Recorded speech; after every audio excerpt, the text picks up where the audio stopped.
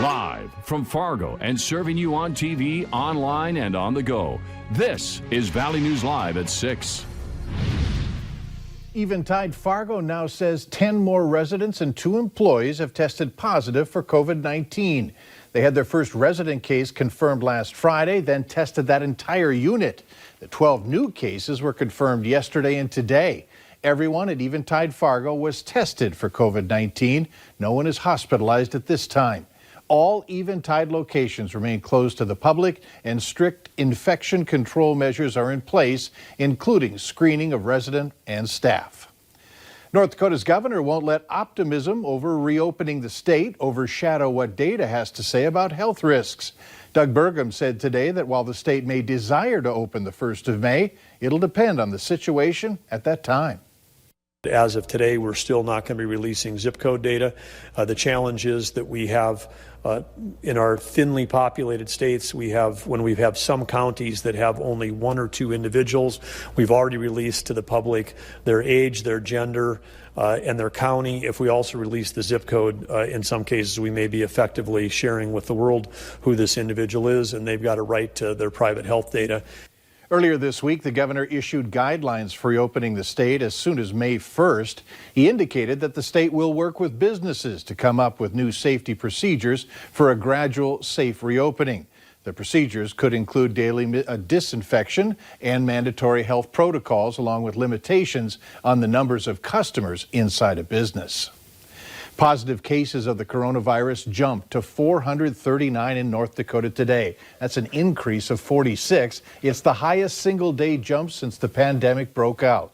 Most of the new cases are in Cass County. 16 people are hospitalized. 172 people have recovered from the virus.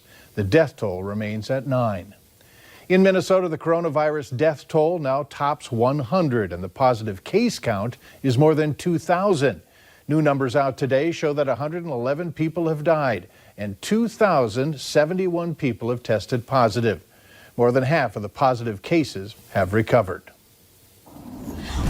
Now on to a Valley News Live exclusive. The cities of Fargo and West Fargo have proclaimed today Cameron Bolton Day in honor of a 22-year-old West Fargo man.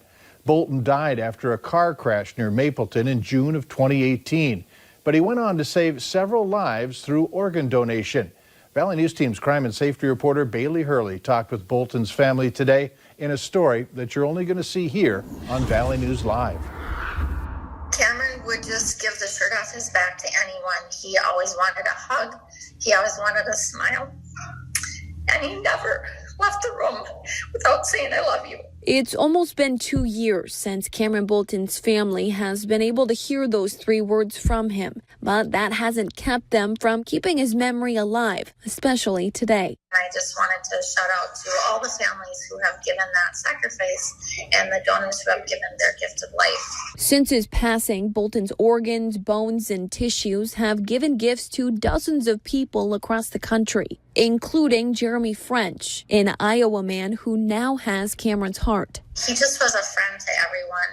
He made sure that everyone was taken care of. It doesn't surprise me that his gift of life would continue as a legacy for him. In honor of both Cameron Day as well as April being Organ Donation Month, Fisher says she wants you to take this time to talk with your loved ones about the gift of life and your end-of-life wishes. The statistics are that you will, in your lifetime, need to be a recipient far more than you would ever need to be a donor. It's a message Fisher and her husband Arlen share often, talking to local high school students and those at the DMV on just how important the gift of life really is. I would have given anything if there was an organ that would have kept Cameron alive, but unfortunately the brain cannot be transplanted. But his recipients all got that call, and their families were waiting for that call. Fisher says she also encourages you to give back if possible today. And like Cameron, never forget to leave the room without saying, "I love you." In Fargo, Bailey Hurley, Valley News Live. We did travel along with Bolton's family to Iowa last fall to meet the man who now has Cameron's heart. That story and information on how to sign up as an organ donor are on Valley News Live's app. Better weather is making its way into the valley. That's great. And despite the wind this weekend, there should be some warmth. Let's head to Hutch's house, where he is social distancing as a precaution for our Friday night weather planner. Hutch? Mike, thanks so much. As we look at the radar, we have very quiet conditions here in the valley. As we head to our evening, it looks beautiful, a little on the breezy side, and the southwest winds are keeping us warm today. 50 to 60 degrees across the eastern third of North Dakota, with temperatures in the mid-40s for much of western Minnesota. Here is a look at that tower cam. Nary a cloud to be seen. Your planner shows in Fargo. We'll slip back towards 40 degrees by bedtime tonight. The wind should let up just a little bit, but it will remain breezy. And in Grand Forks, as the waters continue to recede along the Red River, temperatures will stabilize right at about 40 degrees. Mike, I got to tell you, there's a few wrinkles in the weekend forecast. Yes, it will be warmer than most of our work week, but we do have a cold front on the way. I'll tell you how that impacts your weekend in a minute. All right. We'll look forward to that. Thanks. I want to show you something. It certainly doesn't happen very often, thank goodness. A Canada goose smacked into the windshield of a Fargo semi. Alex Phelps says he was heading north on Interstate 29 by the Minto exit when the goose came crashing through around 7:30 this morning. You can see that massive hole the goose made in the windshield. Phelps says the goose came in just inches from where he was sitting.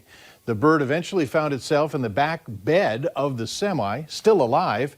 Phelps says he didn't even realize that until he returned to Grand Forks for repairs about a half an hour after the incident. Protesters today continued calling for an end to Minnesota's stay-at-home order.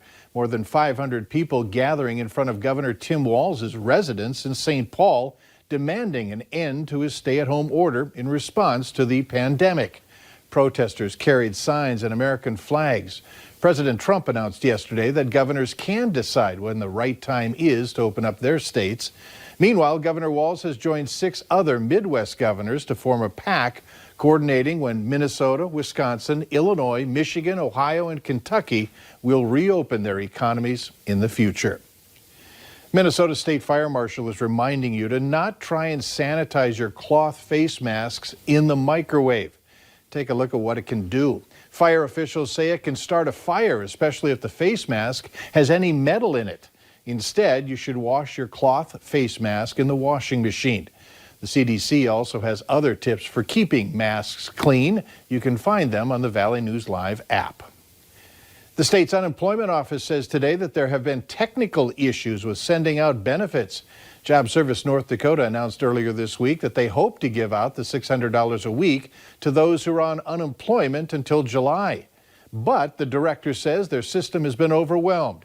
He says if you didn't get it next week, you should get it by Tuesday.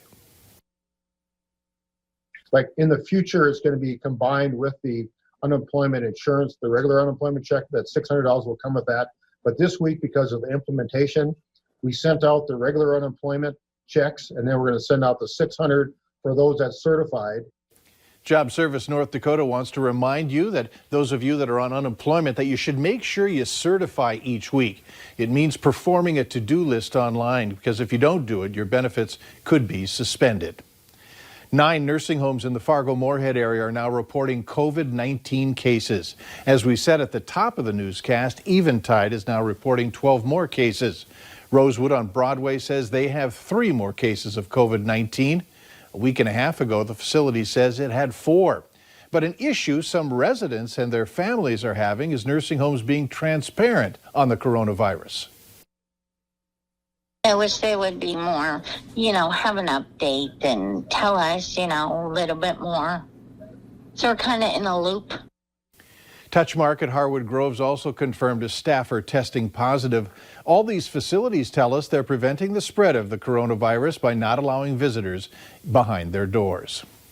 5 police officers from the Moorhead Police Department are now being applauded for their service after each helped save someone who Police Chief Shannon Monroe says otherwise would have died. In the last 2 weeks, 4 officers helped with either CPR or AED shock therapy to revive someone, while another officer saved a woman from jumping off the Veterans Memorial Bridge. All of these things are up close and personal human contact, and you have this unknown of the COVID-19, and it's just, to me, it's extra special. I'm very proud of them for continuing to do their job without fear of things that could happen to them.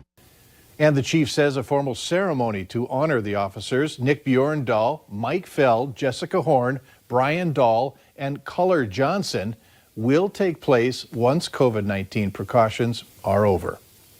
Later on Valley News Live at 6, how credit cards may be helpful during this pandemic. Our Tower Cam time lapse says that this morning we started out at 8 o'clock at 32 degrees. It was freezing with passing clouds through the morning day. That sunshine in the afternoon went to work and we rose to the 50s. Your forecast for the weekend is next.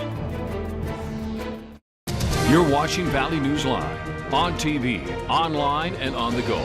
Always on, wherever you are, whenever you need to know.